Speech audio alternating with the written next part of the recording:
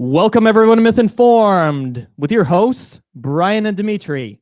Today, we have a special guest in the studio, Vice President of Myth Informed, Mr. Fritz Blandone. How's it going? It's a pleasure to be here with you guys. And not only that, but the man behind the curtain, the man himself, the president of Myth Informed, who is not in the shop. We don't have enough room. That would be Mr. Sean Frasick. Thanks for having me on, guys. I'm really excited. Nice. So, Brian, tell us why we're here on a Sunday night. It's very weird. Right. We're usually podcasting on a Wednesday night, but if you've been paying attention to internet.com, to borrow a phrase from Shoe on Head, or the Twitters, you will have known that Mythcon 5 has just been launched and tickets are available. Cheers to that, guys. Cheers. Oh, heck yeah. Cheers. Cheers to that. Cheers, boys. So, in fact, 2 tickets have already been sold, and it's been up for, I don't know, an hour or something like that. So the buzz is already starting to happen. Tell us how the Twitters are hashtagging. That doesn't make any sense. Yeah, is that a thing? No, This is how much I use Twitter. Definitely, there's a lot of buzz. Within 5 minutes, we already had a VIP ticket sold. There's right now only 10 available for that, and it's prior to the main event. And it's $500, but that gets you access to the event, the after party as well. But you know, they're going like hotcakes. So it's we distinguish between like a VIP, which is like a small gathering the night before, and there will be an after party. Everyone's invited to that, of course, if you buy a ticket. Yeah. Well, exactly. so we should make the distinction here because we have historically always been a one-day event. It's a jam-packed 12 hours. And you know, we'd love to make it more, but it doesn't work logistically. So we have had kind of a pre-party the night before that, you know, due to space limitations was only, you know, a few people. Now we're actually expanding that. It's the team and all the speakers, correct? Yeah. Right. And this year we're offering that. Again, and that's only way 10 more slots. intimate than absolutely. what historically the VIP party has Yeah, been. small setting. Right now only 10 tickets available based on space. So yeah, get those tickets. Yeah, I'm excited. You know, Mythcon 4 made a lot of noise and was really big and popular, and hopefully Mythcon 5 can do the same. We had 8 speakers in last year for Mythcon 4, and this year we have what, 24? 25. And pending some additional. We still have, we're gonna go through the schedule today, but we have a couple more. One of the things is by doing panels, you can actually get more opinions, more voices on stage. That makes sense. Yeah. Yeah, Exactly. Well, Fritz, take us through. You know, start us off. What's we get there in the morning? What are we listening to first? Well, we have 7 panels that are happening through the day. The event will begin at 10:30 in the morning, and we'll go through 9 p.m. at the historic Pabst Theater in downtown Milwaukee. We're lucky to be Sound working like an infomercial. Yeah, we're lucky to be working with them again. I think it's really important that we build, you know, that network here in the city. Number one venue in the city. Right. And I also believe, and the team agrees as well, that this is going to be a great opportunity as well for our speakers to network with each other as well. So we really want to be able to create an opportunity and an event where it's not just about the speakers having an opportunity to engage their audience and audience members being able to see people that they've been following for a long time, but also create an opportunity for all of these speakers to network with themselves. And with that, hopefully create a buzz in the future for speakers to, you know, that they know that when they get invited to Mythcon, it's going to be a great opportunity for them to expand their work as well to others.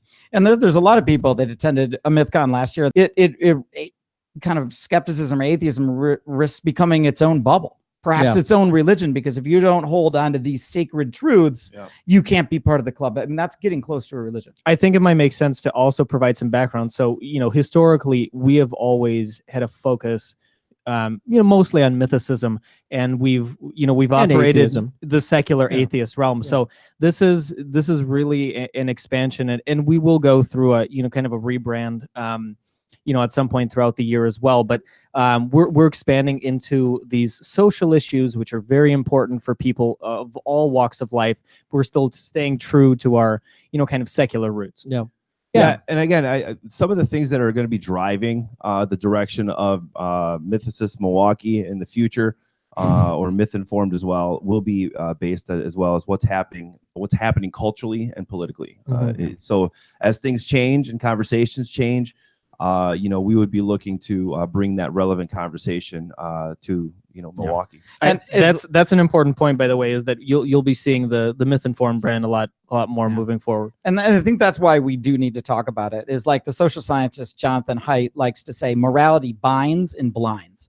So it binds people together in a group, but blinds you to a lot of other realities that are out there. So we want a diversity of thought as far as our panel. And the first person, Armored Skeptic, is going to be on the panel. That's right. Yep. And he's a return from Mythcon 4. He's a veteran. Yeah, he's a veteran, definitely. We also have Courtney Hurd. Courtney Hurd is Godless Mom on YouTube. Mm-hmm. Yeah. Allie Jackson from Atheist Republic. Yeah, CEO of Atheist Republic. Yep. Creationist Cat. He's YouTuber, comedian, comedian. Absolutely. He's been in the atheist space for a while too. Yeah. And then David Smalley's actually joining the panel. Originally we had him as a moderator, but he's got some opinions he wants to get out there too. And you'll be seeing David as a recurring person at the event as he supports us throughout the day as well. And Godless Spell Checker or Stephen Knight is moderating that panel, which that's his first time in the US, right? I'm not sure. I think it is, but I don't want to misspeak. I think it's first time to a conference in the US. It's for sure. It's first time to a conference in the US. Yeah. And what we're trying to do with this panel is, we saw it last year, and we continue to see how the atheist community is split in many different directions all over the place. It's not, people like to say two sides when there's actually 80 sides. We prefer the term fragmentation. Yeah, exactly. Yeah. So these are great people to discuss, some of the trials and tribulations of that divide, because they all deal with it in different ways on different platforms. And, Allie Jackson comes to mind when she's dealing with, atheists in Saudi Arabia. That's completely different challenge than somebody that is dealing with, atheism on YouTube. Yes. It's it's going to be. Sean's point is right. There's more than one side. There's a big difference between alt-right and libertarian. There's a big difference between anarcho-communist and progressive. Correct. Those are not the same. And in this case, what we're going to be talking about is there's not just the non-existence of God that people are discussing. They're starting to discuss social issues, and it's really big in everyday news. Yeah, and I think all groups, large or small, have a diversity of ideas, and this is an opportunity for us to hold true to some of the roots of Mythicist Milwaukee by continuing, secular discussions. In this case, the atheist community, but also to highlight the diversity of opinions that exist within this community. And the second, that's how we're going to start off our day, and then we're moving to panel. Then jumps into another really and so this one is 3 people on stage, a moderator and 2. So the question being asked is, have women achieved gender equality in the U.S.? And 2 people are on this. One is Karen Garst, who, if you watch the Mythcon 4 video, is the first person to ask the question to Sargon, why are 2 men up on stage talking about feminism? Okay, well, that question, now you're up on stage, Karen, and she'll be talking to Karen Strawn. So Karen Garst and Karen Strawn, and neither I think are radicals in either way. I think this is going to be a really good conversation. Karen Strawn claims to be a male rights activist. I don't know if she says she's an anti-feminist, but either way, she's very, very smart in this space. She's well followed. Now, Karen Garst is also very formidable. She's not a radical, kind of third wave feminist, but she says that no, she's going to support that. There is that may or may not be a controversial statement. Right. Okay. Well, this is her describing herself. Yes, correct. So I'm not making. And you see how uncomfortable it gets, and just Brian going through that, and how are people going to take that? Having these conversations on stage is what helps us navigate through these conversations. I gotta say the point of this moderated by Melissa Chen. Moderated by Melissa Chen, who is also another veteran. So, but the point of this is not to hashtag out what feminism is, right? Like what and argue over the definition of feminism, but really is sexism holding women back? And if so, how much? Is there such a thing as male privilege? Is there such a thing as female privilege? These are the kind of the questions on the table, and I think these 2 are the ones to hash it out. I'm not going to foreshadow here, but I'm going to say, out of all my lineup, that's the one kind of panel that I'm probably most excited about. I think there's going to be a lot of people that pick different ones. Karen Squared are they're powerhouses in their respective fields, and I mean that's why YouTube is getting so big. Is you get people who are knowledgeable about a topic talking about something, and you soak it in. You're sitting there, like, our attention spans are in 15 minutes. Right. If we're interested in a topic, they could be 3 hours, and the two Karens are exactly, leaders in their respective communities. So that one's going to be huge. And then Sean, what about, I know you're excited about this one, is our third one on the list. So what impact does social justice activism have on the African-American community? That's got to be your favorite panel. Oh, absolutely. Absolutely. We got, to have some black guy there, AKA Derek Blackman, it's already awesome. And then to get Marissa Janae Johnson, it's going to be another great conversation. Brittany Simon is moderating this one. She feels up to the task. I think we all think she's going to do great.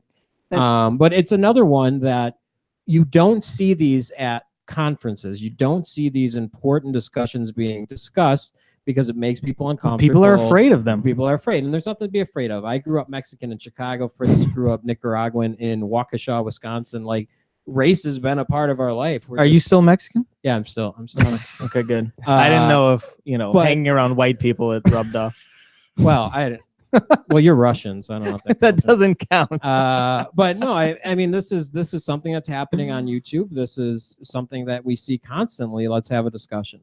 Yeah. And again, Marissa's been very supportive of the event as well. So we're really happy to be working with her and for her to jump on board in such a challenging conversation. I mean, it was really a challenge out of all the panels. This is one of the ones that was creating more obstacles for us to be able to bring somebody to represent her side of and Brittany stepping up to the plate to moderate. I know, Brian, you're very familiar with Brittany. I think you're one of her patrons. I think Brittany Simons is very, very middle of the road on this. I think, I hope I don't misquote her, that she would say she's progressive, but we also want to make it intersectional. So she's Middle Eastern, like self-defined as lesbian. So she's bringing that intersectionality to the table as well. So in Derek Blackman and Marissa J. Johnson, if you don't know who that is, you may know of one particular event. Bernie Sanders was having a rally in Washington State where she interrupted the rally and was able to get a silence for, I think, Michael Brown, a 4.5-minute silence. Now, this was controversial. There was a lot of people that said that wasn't her place to jump up and interrupt. There were other people that very much support her because she drew a lot of attention to Black Lives Matter. So whether you agree with that activism or not, she's been very professional with us on the phone. She's going to explain kind of what to do that. And I think this point of view, and then talking to Derek Blackman, they both know that they're going to be talking to people on the other side. So it's not, no one can say, I didn't know who that person was. Everybody knows coming in what's going on, and both are very professional. And I think this is going to be really awesome. And especially on this one, to get to the relevant points. We're going to kind of put their genders aside for this one and just focus on their, on their racial background as a conversation piece. Yeah. And Marissa's had a lifelong career, maybe not lifelong, but she's been a long time in this space where she's been fighting for, human rights and social justice. And she's extremely well-spoken, extremely well-qualified for this. She's been nothing but professional. We're really super excited to have her here. And yeah, sometimes people just remember you for the one thing when you've done a million other things. Rosa Parks, everybody remembers Rosa Parks for the bus incident, but she had a lifelong career of human rights activism. And, so it's, it is, I don't disagree with what happened. I think, people, sometimes you do stuff and you hope for the best sometimes, And the thing is, when you're willing to come in, whether you disagree or not, the fact that you're going to come in and have a conversation, with a polite one, with the hope of getting to the truth, having a dialectic with somebody you disagree, that already demonstrates a lot of, and there's a lot of courage. There's an added element that this is happening in Milwaukee, which is statistically the most segregated city in the nation. Which I don't know if listeners know, but that's the case. Now, like it or not, that's the reality that we're dealing with. So this conversation really probably should have happened even outside of Mythcon, but we're happy to be kind of the first ones to put this on a main stage. Agreed. And That's I a think- great point. And Derek Blackman he's for his definitely part. going to be ready for the And he conversation. is. He's got over He- 250,000 subscribers. subscribers. He's used to having. And all of he his is- pieces are always very fair and balanced. They are, and he's not. If I don't quote Derek wrong, he's not a fan of Black Lives Matter, the movement. There's a difference between Black Lives Matter, the hashtag, which of course Black Lives Matter, but people disagree with Black Lives Matter, the org, and I think there's going to be some points of contention there. But hey, even let's amongst get Black up. Lives Matters, you have different bet. organizations with different goals and aims. It's just like He's like going to roll atheism. in It's the with same thing. charts and Yeah.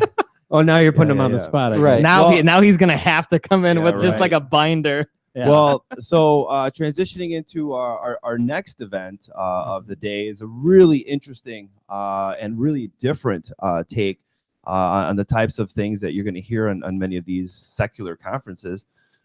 Is our social commentary outlets displacing the influence of mainstream media? So it's really, connected to the idea of fake news and, why is it that people are going to these other outlets for their news, such as, many of these panelists and speakers that are coming have their own YouTube sites. So why is it that they're getting so much traction and so much interest? And why is it that mainstream media, are losing listeners or some of that viewership? This has been a huge topic recently, and topical enough. We're talking on the 25th. Actually, Jordan Peterson just had an interview where he shat on Vice News because of the type of interview that they had with him, and he was talking about the fact that mainstream media is dying, and that these outlets where people can be more creative and be out there and challenge ideas are really rising to the top. YouTube happens to be one of them. So we had this idea even before he made that proclamation. But this is going to be really exciting in September. And what are the challenges of that? Because as you spread it out, you actually get more voices. So that this is better. But at the same time, like ethics, you can also have sites that are so slanted in their bias that they really do qualify in fake news, and they could be on the left or the right or wherever. So what ethics are involved when you're going to do this, and why is this happening? And I think it's particularly of interest for those that are like, say, 40 and younger. What's happening in the 40 younger crowd is definitely this is happening more so in the younger crowd than is the older crowd. So this is moving forward. Yeah. Well, if you take Facebook, I mean, look what they just had to do for the Russian influence on the election. Yeah. Have you guys seen this? Stop Facebook, looking at me, Sean. they have to mail you like a certificate now before you can post certain material Really? on Facebook to confirm that you are a citizen, because that's their kind of solution to fake Not bad. news. Well, maybe that'll be discussed by the panel. Exactly. And the panelists here. Yeah. Because there was like Yeah. a Russian bot that was like the GOP party of Tennessee or something, and like, Yeah. but it wasn't actually connected to Tennessee. Yeah, but here, for this event, we've got the Quartering, Jeremy, who's got quite a few different YouTube sites. Well, So, and he was at the last yes, MythCon. he was there as an audience member. Just as an audience member, and then really, I mean, the event really, as if I'm not misquoting, touched him. He decided to start talking more about these social issues, and he's a local Wisconsinite as well. A local Wisconsinite, but he brings a lot of talent and experience to the YouTube, world. Well, the same things that are affecting, say, the secular community and atheism have been happening in his kind of like the circle of Magic the Gathering, the game, The microcosm, right? That Yeah. microcosm, which is pretty big too. And he's going to again talk to us like what's happening there, and what are the influences of the media? What is the media? Well, a lot of times it's the company that makes the game.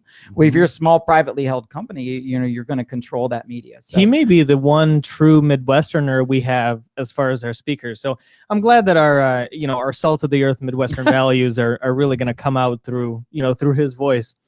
Yeah, But that's just one.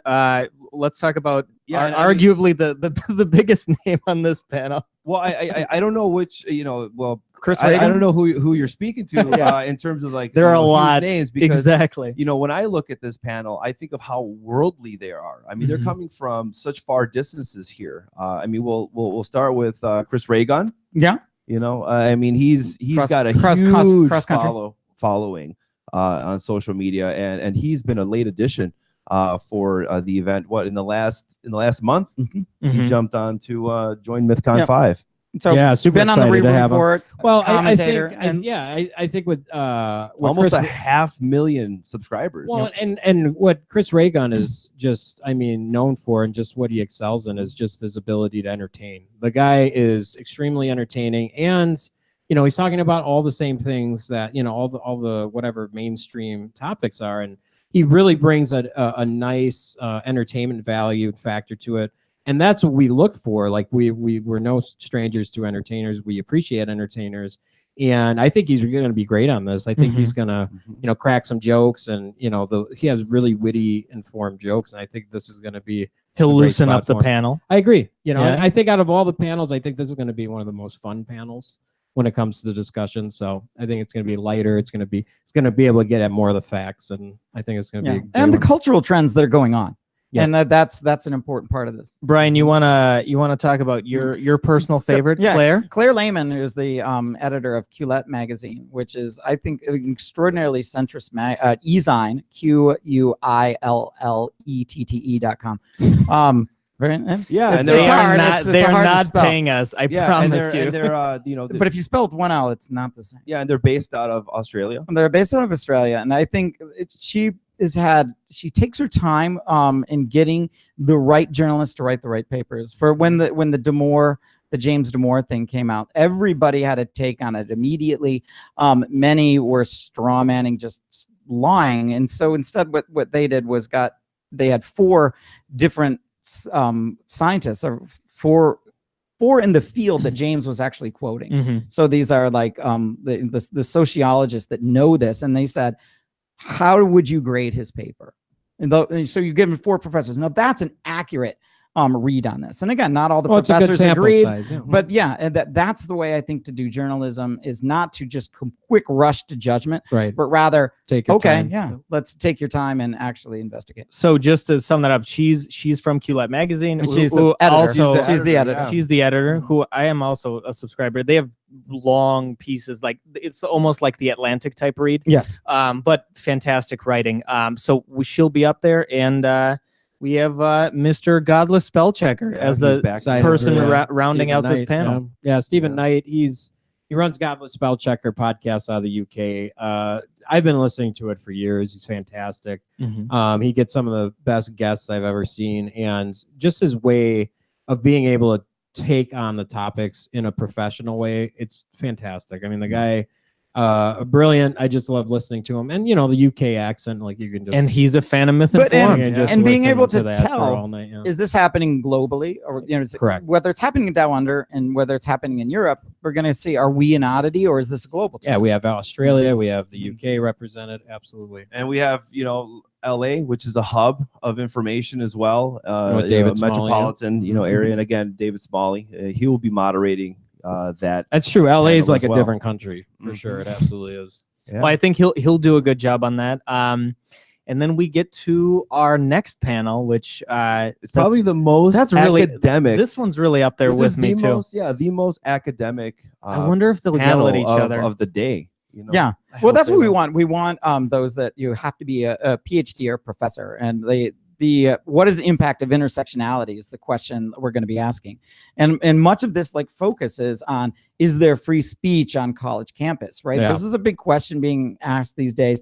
There's those that say, there's activists that are coming out of college campuses. All of this is driven from campus. So we want those in academia to be able to comment on this. Yeah. So and right now we have 3 critics of. Are we talking about intersectionality? Yep. So we're going to have 3 critics and we have 1 defender, and we are talking to a couple other defenders. We're going to even this panel out. So there's some TBAs here. There's some TBAs here. So keep an eye on the site. It's going to be updated. But yeah, another great discussion. I don't know if you want to talk about. Peter Boghossian, who's a professor of philosophy at Portland State. Yep, is one. James Lindsay, who is a math PhD. and Clay Rutledge, who is professor of psychology. And James and Peter co-wrote the recent Sokol hoax. The spoof hoax, the gender studies article, The called penis. The Conceptual Penis. And they also have books that they've written as well. And again, Yeah, making a splash, right? Like Mhm. you can agree. It's sort of like the Marissa Janae Johnson. Like, should they have done that? There's people saying, "Oh my God, that was awesome. This is hilarious. This is great. It really proves something." There's those that say, "This doesn't prove anything for all of these other reasons." Well, okay.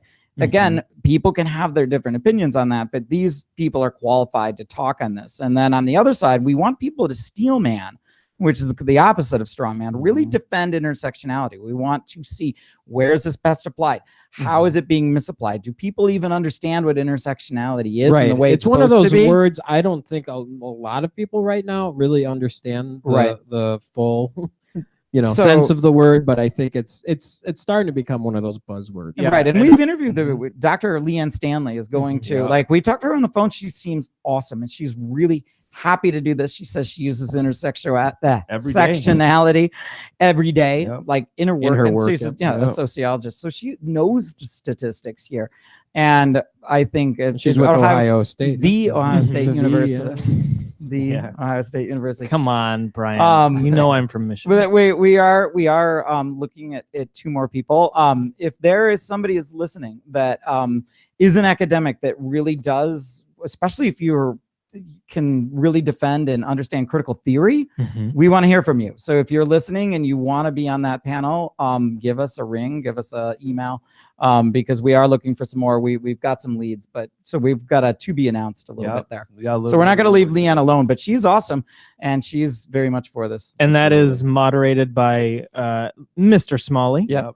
He's gonna be back. He's gonna be busy that day. Yeah, he will be. He will be. We originally had him just moderating, and then he said he wanted to be part of a panel to actually throw some word bombs. Well, you don't. Well, he has his own. You don't have to check your bias. He's been in the space, just as long as we are, if maybe even a couple years longer, and he has his own opinions on what's happening and how things are progressing. So I totally understand that. Yeah, and he's gone through some challenges of his own as well. So we welcome and value us being able to have an opportunity to help him be platformed in that way as well, for him to be able to share out as well. And moving on to our next panel, which this isn't even the last panel of the day, is how can we navigate the issues impacting transgender people today? This one here is I'm super excited about. I'm excited about this one as well. It's it's got Theron Meyer, Blair White, Angela Bonilla. Angel Bonilla. I knew you guys were. He's Russian. Yeah, that's the excuse, I guess.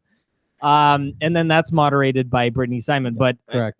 The speakers on this are going to be, obviously they're opposites in their views on the transgender. So no, but you have one. Theron, I would say, very is centrist. Yeah, very much in the center. I'd say Blair would admit that she's to the right of center, and Angel's I'll be to the left. Angel's gonna be interesting because she's somebody that's completely out of this discussion in general. Like she'll actually, you can see her debut this week on The Voice, on NBC's The Voice. Really excited. First trans woman to be on The Voice. First trans woman to be on The Voice. She's an incredible singer. And we're really excited to get a different perspective on this. I know a lot of people have seen Blair. I know a lot of people have seen Theron. Angel's been, she's been an activist for trans rights for a very long time, but she's also an entertainer and a singer, and it's going to be interesting to get her perspective on. And she's also from the Philippines, correct? Is that I'm not sure. There, you guys? Yeah, it's in her bio there. Yeah, she's She's originally represented from the Philippines in the 25th Annual Discovery International Pop Song Festival. So again, getting that international flavor. Really super excited to have her. And this whole panel, I think this is another thing that we hear discussed all the time. And why not? Let's do it on stage. Yeah. Well, this was a suggestion from last year because this was already kind of blowing up at that time. And again, Jordan Peterson was the one that kind of, blew the genie out of the bottle with it. And now it's a mainstream topic. So we definitely think it should be discussed. And by trans people. And there's a thought that trans people all think a certain way, and that and even being a minority part of the population to 0.2 or 0.3% or something very small, but even within that small percentage is a wide diversity of thought with trans people. So like we wanted to get that diversity with it. Although Brittany is cis, she's also an expert in these topics. So we chose to moderate. If you have to be trans to talk about trans issues, now that is the smallest, tiniest percentage, and then only the activists, we're never going to get the word out. So that's a great point. I think that's an excellent point. Brian, you wanna tee up our capstone event? Okay. The culmination of the the event actually does end at some point. Right. It keeps going. We're entitling this, "Where do social justice, the secular community, and identity politics meet?" And for this, we are bringing back Sargon of Akkad, a veteran Another of veteran of Mythcon. Mythcon. Right. This time to talk to Dr. Richard Carrier, who again was very supportive of Mythcon last year, saying we've worked with him for many he's years. a friend of the Every organization. single Mythcon. right. But we love it. Does not agree with Sargon's politics At all. At all. At all. Well, so set this up though is, we after Mythcon 4, we obviously solicited feedback, and one of the pieces of feedback was, that there was a wish that Sargon could be challenged a little more. We could have gotten more out of that conversation last year. Yeah. And with Richard Carrier, he's a veteran debater. He is the best debater I've ever seen in my life. He's extremely well spoken. He's obviously an intellectual, and Sargon, being an intellectual and being just as researched in these worlds, this is going to be a fantastic conversation. This is going to be what we should have done last year, and you learn from what you do. And I think honestly, for maybe Sargon supporters or skeptics, viewers, this is really going to be a fascinating discussion because he is going to be incredibly challenged. Like I said, who's he? Both of them are going to be. No. Very challenged. I should just say because Dr. Carrier is truly a professional debater. I mean, this is where he excels at. So by him, he's really going to take it to Sargon and agree or disagree with either of those viewpoints.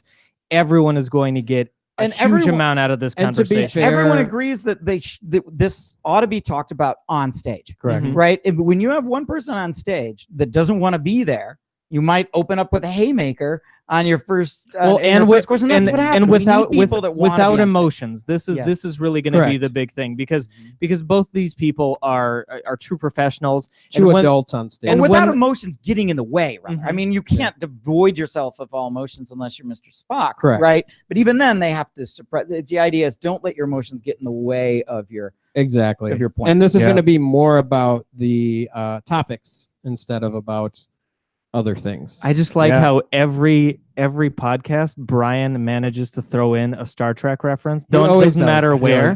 It sneaks in. Yeah, no, it's going to be. I'm super excited for this one. This is my personally my favorite. I think I'm gonna really. Because it's the capstone event. Well, it's not just that. I mean, this is. We really wanted to get a lot of that conversation last year, and we just weren't able to. And this year was the one we got the most feedback on as well. Yeah, and we're gonna get a lot out of this. Mario Quadracci's moderating. Yes, freelance journalist, writer, huge friend of Mythicist Milwaukee, partner. He is the creator of Buzzed Belief. The reason is why we're doing all these panels is because of Mario. Yep. And amateur beach model as well. That's for sure. Yeah. He's philosophizing. That's what he told me. That's awesome. But we're referencing his headshot on the page for the listeners. And Mario knows the topics. And Mario was there last year, and Mario's been in it with us since Mythcon 2. Yeah. So he knows.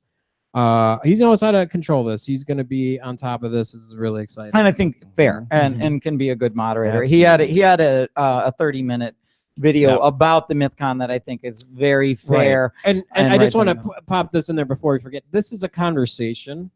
It's not a debate. So yes, it will be a debated conversation, but it's not going to be a formal debate. I'm not a fan of those.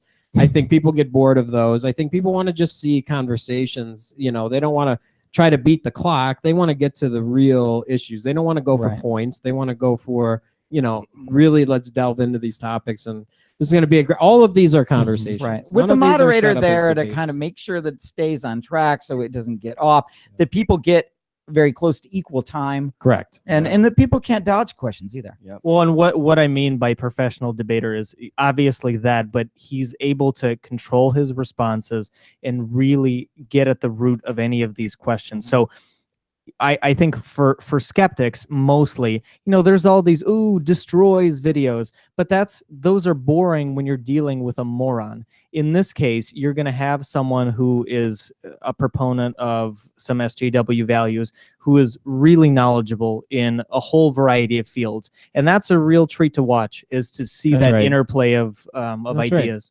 Yeah. Right. So as you can see, a lot of work has gone into this. Sean, who again is the man behind the screen, the curtain, I should say. He's done the leg of the work when it comes to communicating. Insert comment in there about white people being on screen. Yeah, with these speakers. So again, I mean, this is definitely a team effort. We're really proud of everything we've done, but again, I just want to make sure. Sean, I appreciate thank that. you for all that effort that you Fritz. put in, because I know that you definitely are a great leader for the organization. I'm gonna remind you that next one. Yeah.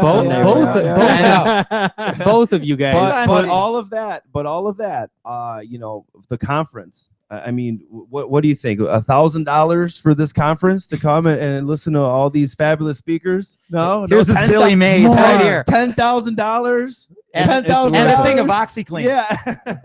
$75 for this incredible event. When you look at conferences all around the U.S., they're upwards to $200-$300. Sometimes correct. $1,000. Of course, I can see they're multi-day events, but even a one-day event, they're hundreds of dollars. Our event has tons of speakers, as you've seen, 25 right now. We're adding more. You can go to the after party, which will be at the A-Loft. It's not the VIP party. The VIP party this year. But the speakers will still be there for the most part. But all the speakers are there. Yeah, it's just going to be a lot more people. It'll be, and for that, you get and alcohol for $125. There's alcohol at all the party. events. Total. You get some food, but more. Of course, the conference, and then of course the VIP ticket, which again, we've already sold one. Well, and I just want to get everything for $500. Yeah, no, and I just want to touch on that, Fritz. You're absolutely right. $75. Yeah, most of these conferences, and granted, our conference looks way different than other conferences, which is great. That's where we want to be.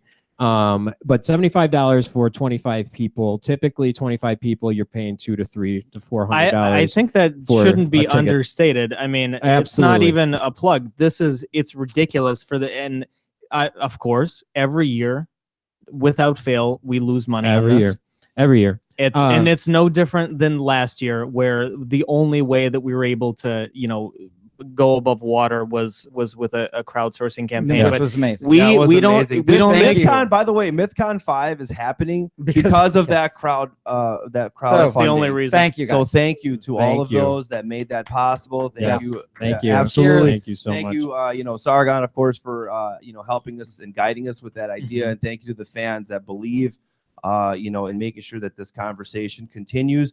We hope that your investment has become worthwhile. As you can see, we've worked to make it even bigger and better. Yeah, and I do want to point out with that $75, a lot of times when you go to conferences, whether it's a work conference or whatever, the big speakers just kind of book. They just take off, they come in, they do their thing, they do their bit, and then they take off.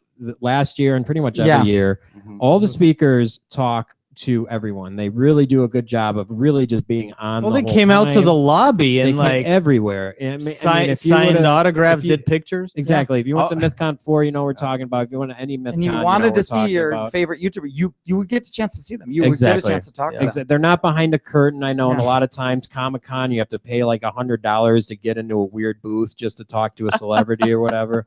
Like, people are just walking around and are so personable, and it's just a fantastic time, so and back by popular demand, we will have the debate booth. That's awesome. With explain that a little, Demon. So last year we had it's called the debate booth. It was actually it was much more ghetto than that. It was just a station where you could sit down and you could debate based on some, I would say, maybe controversial topics that we brainstormed ahead of time. You just pull a thing out of a hat. You pull a thing out of a hat and you debate it. So we'll see if we make it more glamorous than that this year. But last year it was going the whole time. It was going the whole time. We had an amazing moderator, and with feedback from the conference, everyone loved it. It was like, we were expecting it for it to be fun. We didn't think it would be that fun. Yeah. So that was a blast. We're gonna bring that back. We may or may not have more kind of extracurricular events that are in and around the lobby area for people to enjoy.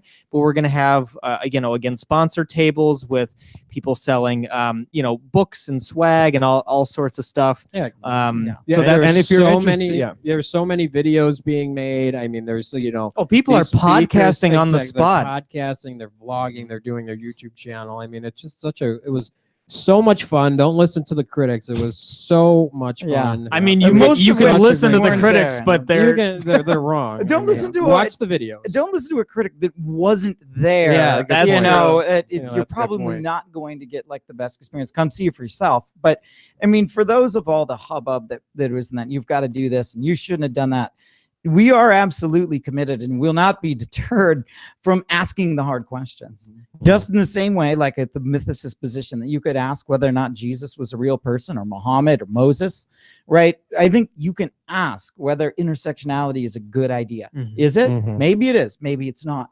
You can ask all these questions, and I think we must, and to restore kind of reason, debate, and dialogue. It's okay to agree to disagree. It's okay to say, I like that person in every level, but his politics are crap, or whatever. Like, let's nuance. Is that going to be our tagline get away from again? this tribal? I don't like the tribalism that we see. Morality does bind and blind, and the bind part feels good, but the blind is not going to help us. Well, I'd say our tagline for this year, again, beautifully created, Sean, the idea of expanding your story, again, expanding, ideas as well. Everyone has a story, everyone has a viewpoint. And what is your viewpoint? Here, what we also care about is not just what are the differerences, but also where we come together. Where do we have commonalities? And that's what I want to have happen here at Mythcon, and I know it'll happen. So if there are sponsors out there that are interested, contact us through our Mythicist Milwaukee page. Regarding sponsorships. We're also looking for volunteers. Now, volunteers not only will be working the event.